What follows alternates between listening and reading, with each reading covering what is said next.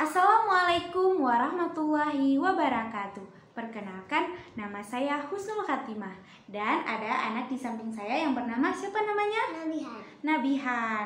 Nah, saya berasal dari kota Banda Aceh. Nah, pada kesempatan kali ini saya akan membacakan sebuah dongeng yang berjudul Ayah Kora yang Bijak. Nah, harapan saya semoga cerita ini bisa bermanfaat kepada para pendengar yang mendengarkan, khususnya anak usia dini. Karena saya berharap semoga dengan mendengarkan cerita ini anak bisa mengambil sisi positif dari cerita yang saya bacakan. Baiklah, saya akan membacakan cerita tentang Ayah Kora yang Bijak. Pada suatu hari, hiduplah 2 ekor kura-kura jantan di sebuah hutan yang terdiri dari ayah dan juga anak tunggalnya yang bernama Kora. Kora merupakan anak satu-satunya dari kura-kura jantan besar tersebut. Sedari kecil, Kora hanya dibesarkan oleh sosok ayah. Ibunya sudah lama mati sejak ia masih kecil dulu. Kora sangat menikmati hari-harinya sebagai seekor kura-kura kecil yang aktif dan ceria. Hingga pada suatu hari, saat ia sedang asyik bermain dengan teman-teman lainnya, ia melihat seekor kelinci yang sangat cantik, lucu, yang juga sedang bermain lari-larian dan bersenda gurau. Namun, pada saat waktu rehat, sang kelinci tadi pun menghampiri Kora sambil berkata, "Wahai kura-kura kecil, mengapa larimu sangat lambat? Apa kaki kecilmu itu tidak sanggup untuk berlari lebih cepat dari aku dan hewan-hewan lain?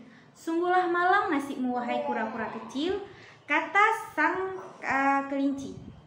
Kora pun hanya diam mendengarkan cemoohan dari sang kelinci tersebut. Setelah pulang dari tempat bermain tersebut, Kora pun langsung bertemu sang ayah dan menceritakan semua pengalamannya saat bermain tadi, termasuk dengan ucapan kelinci yang begitu menyinggung perasaannya.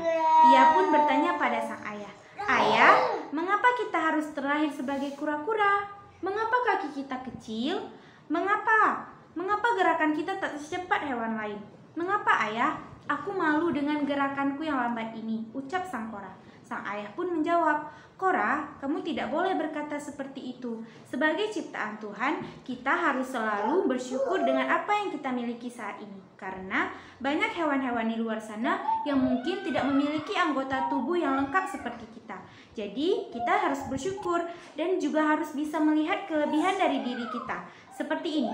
Ayah pun menunjuk cangkang yang ada di tubuh Kora.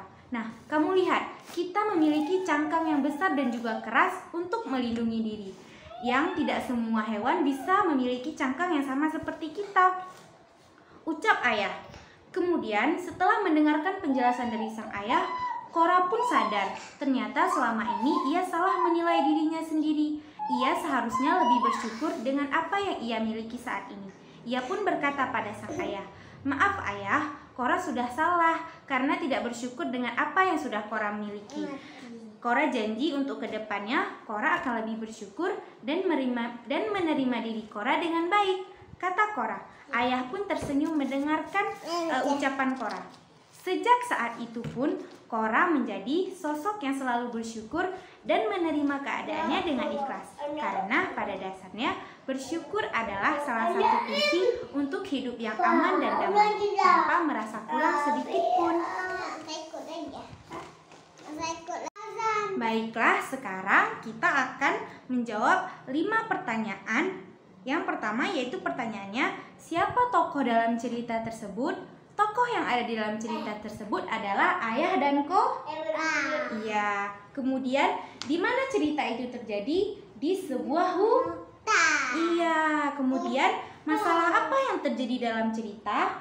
Masalahnya adalah Kora yang merasa sedih ketika kelinci mencemoohnya dan mengatakan bahwa kakinya kecil dan juga lambat saat berlari. Kemudian, apa yang terjadi dalam cerita tersebut? Yang terjadi dalam cerita tersebut adalah Kora yang tidak bersyukur dengan apa yang sudah dimilikinya dan mengeluh dengan sang ayah. Kemudian, bagaimana cara menyelesaikan masalahnya? Cara menyelesaikan masalahnya adalah dengan kita harus selalu bersyukur kepada Tuhan dengan apa yang sudah Tuhan berikan kepada kita. Bentuk fisik, tubuh, kita harus selalu bersyukur dan menerima keadaan kita dengan baik. Sekian cerita yang saya sampaikan pada hari ini, semoga bermanfaat. Wabillahi taufiq wal hidayah. Wassalamualaikum warahmatullahi wabarakatuh.